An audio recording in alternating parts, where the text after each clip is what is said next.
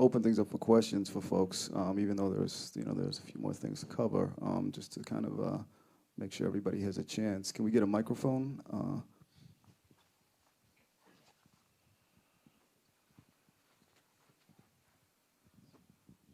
I have a really obvious question for you. All right. When can we expect the next Madvillainy album? Good question.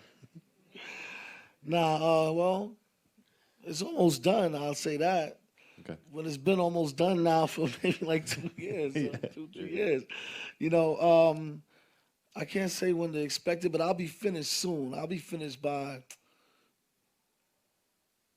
January, I say, with my part. But then it's still Madlib has to put his little touches on it, So it's still unpredictable, but it'll be soon. It'll be soon. Okay, thanks. Hiya. First and foremost, I just want to say that, in my opinion, Doomsday and Madvillainy are two of the greatest hip-hop records ever made. Appreciate it, man. Listen to them all my life. But, I could probably ask you a million questions. One thing I've always wanted to know was, on Madvillainy, I always found I, with Stacey Epps, a really interesting track, because obviously 95% of the record is, yourself and Madlib corresponding to each other. But then I always kind of wondered the point of the introduction of that track. Was it to break up the record, give people a breather? Or was it just, how did that track come along to step to the record? Yeah, that's a good question. See, the way I view it, I make records based on the hip hop that we used to listen to. You see, so this would be like radio shows and like things like that. And I noticed the way the DJs do it, even at parties. The party be rocking, and it'll hit a certain point where, they playing more street records, and it'll slow down with more like funny records. And by the end of the night, they slow down with the slow jam and have something for the ladies. You know what I'm saying? Like just to add that feminine essence to it. And it always was a good way to smooth it and even everything out. You know what I mean? So in the same way, I would always put something for the ladies on every record. Whether it's a female MC or a song about women or a girl singing, it needs balance like that. I think everything needs that. What would we do without them, right? Right, ladies? What would we do without y'all? So that's where that came from. I said, all right, Stacey's a good friend of mine, and she was working on her stuff, and she was feeling one of the beats. So I said, yo, go ahead, do your thing, and it just fit perfectly on there. Out of music that's currently going through at the moment, is there anybody that, you've worked with Tom York, for example. I think even read this morning Johnny Greenwood as well. I'd just be curious to know, out of up-and-coming producers, obviously the more established now, your Flying Lotuses, etc. Would there be anybody that you could call, that you'd like to call upon to do a record with, that is becoming quite influential upon stuff that you want to rap on?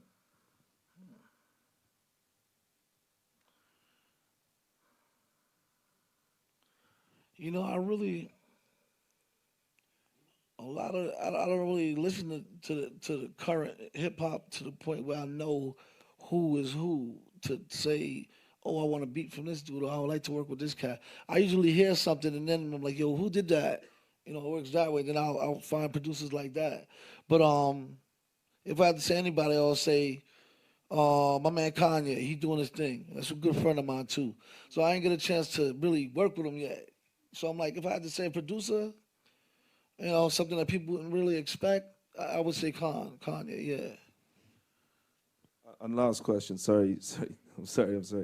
I always found something really refreshing, the fact that you used a lot of 80s samples from Bob Skaggs or Anita Baker. I found that really refreshing in your music. I was wondering, would that have been stuff that you listen to a lot in general? If you don't listen, obviously, to a lot of what's going on in present hip-hop, which I totally understand, because I personally think a lot of it's bullshit. But I'm just curious, is that, music that you listen to a lot in your spare time?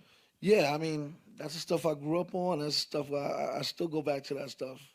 And, when I listen to these records, it's like the interesting records to me are records that's hard to decipher. Like, technically, like I'm trying to figure out how they do that. What equipment did they use? What, you know, it's different from now. The methods that they use to record with, you could tell. Also, a lot of times you can't tell. What they used. Was it 2 inch? Was it quarter inch? How they do it? You know what I mean? So those are interesting sonically to me enough to stay in that realm, and then looking for records from that era that I still haven't heard. You know what I mean? Like records from like say like Brazilian stuff that still was recorded in that time. It's still new to me, you know what I mean? And it's still just as interesting. But that's where it comes from that. Like I'm still in the 80s and the 70s and the 60s. I'm like stuck there kind of thing. But it's a lot of stuff there though that's still unfound. You know what I'm saying? You and me both. Anyway, thanks. Word. Hi, I actually have two questions. First of the questions, I'm not sure if it was the reissue of Food that had the silver cover, and if you scratch it, it smelled like chocolate. Oh yeah, yeah. Yeah, that was great. Do you actually come up with the concept while you're making the music, or is it something that comes afterwards? Well, the concept about the chocolate thing, actually, my partner from the label, Rhyme Says, my man Sadiq, he came up with that one just to celebrate the record. You know what I mean? Yeah. So really, that's how that came out. It came out after the record was out, and like it's almost like an add-on. From the food references like we spoke about earlier. That's like a reference he came up with that could make it interesting. Yeah. Do you, when you're making the music, is it only an audio thing, or do you also sometimes have a visual aspect to it as well? Well, yeah, I always have a visual. I always see it and I hear it. You know, I always see things. A lot of us do too as artists. You can see it and hear it. Sounds have colors that accompany. You know what I mean? So yeah, it's always both audio and visual to me. Definitely. And then my second question is, Rhinestone Cowboy is one of my favorite of your songs. What kind of made you do the record? I mean, did you feed off the beat, or did you have the concept in your mind already, or how did that happen? Yeah, that's an interesting record. The way that came about, actually, the record was a little short, right? And uh, my man Egon, he was like, "Yo, Doom, I think we need one more song." The time he was up there at Stone's Throw, and he was like the A&R dude. So I was like, "Okay, I need one more song." All right. I had so many beats from Madlib. It's like I could do 20 records, like so many. So I went through them, picked the one the one that stood out the most to me. That was a hot beat. It stood out. It's like it wasn't tricky to rhyme to. So really, that song came out of just needing to fill the slot, real spontaneous. Like, okay, like I got like a week to turn the record in. Here you go, E. It's done. Like kind of thing. So that's how it came about. But this is one of my favorite records as well. So a lot of times when I'm under the gun like that, it tends to come up with that kind of thing. So yeah, I wrote it to the beat. You know what I mean? It's just real quick, like crunch time, kind of thing. Yeah, it was a great pick. Thank you. Word, thanks. Hey, do you ever find yourself out of ideas and how to work around that? And outside of music, where do you look for inspiration? Yeah, a lot of times I find myself, writer's block. I get that all the time. It's part of the process. When that happens, I just tend to just leave it alone and do something else. And, that's when I'll do something like I'll read or like, I get inspiration from a lot of different things though, like nature, silence, a lot of times. Just, playing with my children, things that people probably do every day. Some people might take for granted, little things. The smallest thing will inspire something. You know what I'm saying? So, yeah, when I get stuck, I just go back to normal mode, and then that's where you find things will come to you. You know what I'm saying? You know when to pick up just have a pen and a piece of paper handy. Because it'll come to you. You never know when it'll come to you. You know what I mean? So you don't just stand there and force it to come, like, just wait for it. Lord knows I tried. I tried, you know what I'm saying? But there's no way. The way the creativity works for me, it comes to you like it's an energy stream or something. Like it comes like in waves kind of thing. So you just gotta be ready for the wave when it comes, when it subsides and go back. That's when you step back for a second, and you know there's no way to really make it happen. You know, you just gotta be ready. You know. Thank you. You haven't spoken much about Grimm yet, so can you tell us how you guys met, the nature of your relationship, and maybe why things went sour? Yeah, no doubt. I wouldn't say they went sour, but I would say like, all right, we met the same time, around the same time with when I met Bob. Like it's the same crew, you know what I'm saying? All from uptown. I met Curious it's around the same time too, and we all were like in the game somewhere. I met George up there. He was working up at Def Jam with Bob, and then Grim was doing demos and he was like winning battles around the same time.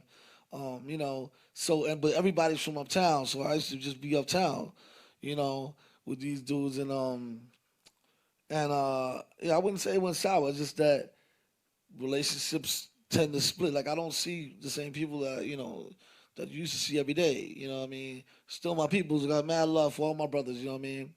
But yeah, that's how I go, that's how it went. Cool. Got another question about Pebbles, the Invisible Girl. She did the hook on Operation on Doomsday, and then on the mic. Yeah, yeah. But I've never heard of her since then, or on any other records. Yep. Did she write those hooks? She's Like the those were, Invisible Girl. That's yeah, why. like, man, Nah, but, those hooks changed my life, man. That's nah, what you I'm know what it is? She was the kind of singer that, all right, my man knew a girl who could sing. And again, I had to finish the record. So I'm like, yo, you got a girl who can sing? Yo, ask her could she sing this part? And I'll write it or play a reference. And she's like, all right, I can sing it. I paid her like $25 or something. That's like as a session singer to come in and do it. And yeah, I don't know what she's doing now. I haven't seen her ever again.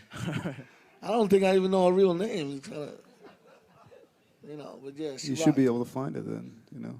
probably, maybe. Who's next?